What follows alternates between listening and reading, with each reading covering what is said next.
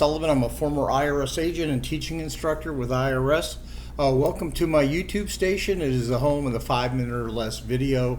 I can tell you everything I need to know within this you need to know within this 5 minutes. I worked at IRS for a decade. I've been in private practice for 4 decades. I have a whole team of former IRS agents. Now, if you want to know anything about us, you can look to our YouTube station or my website at 777irs.com. I've been on TV, national TV, a bunch of times. You're welcome to look at the interviews. I do these videos for 3 reasons: so you don't get ripped off by other companies selling you something, especially offers and compromise. There's a lot of bad stuff going on offers. To give you the inside information from what an IRS agent thinks and to educate you. And today is one of those days that I'm going to educate you into something, and that is what happens if you get the wrong 1099. What are you really supposed to do? This probably happens, got to be 1,000,000 times a year, and my guess, if you're looking this video, this has happened to you. So you got to listen, take some notes, because these are the things that you have to do. First of all, if you have any evidence that the information is wrong, like a prior statement or a bank statement or something that can show the information is wrong, that'd be great to go ahead and have that. Second, you want to contact the company by phone and keep a record of who you talk to, the date you call, and let them know the information is correct. You always want to try to correct it the easy way first, and doing that by phone is really the easy way.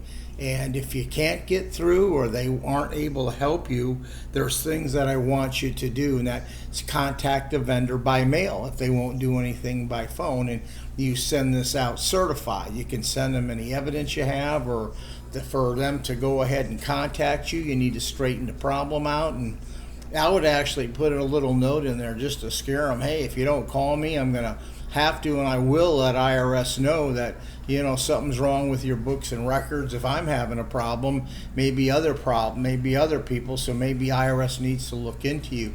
And this is something that you are going to do. One of the things that I'm going to tell you. So you want to send that certified letter out to them. If you're in the middle of all this and you're waiting for a response, you can file for an extension, so you can correct it before you go ahead and file your return. So after you have all this information, you should send a letter to IRS also. It should be certified and said, hey, I've tried to correct the problem. I haven't got anywhere. I just want you to be aware of it.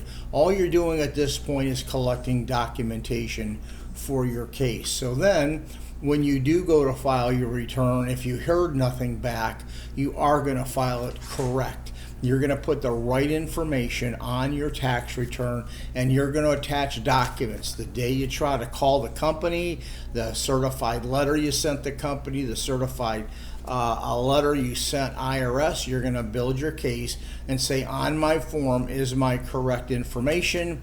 I was unable to go ahead and get the information to correct it. 9 times out of 10, when you have done the things I've told you, send out the certified letters, contact the company, did whatever you can, IRS is going to go ahead and accept your 1099. This happens all the time, so don't go ahead and don't go ahead and be scared. Oh, something's going to happen. It just really happens too rare. But just go ahead and follow those steps. If this information was helpful, if you'd give me a subscription, I'd really appreciate it. YouTube thrives on companies like me to have subscriptions. It shows we're giving good information. And if you need us to ever represent you on an IRS issue, you'll see our contact information in the description section.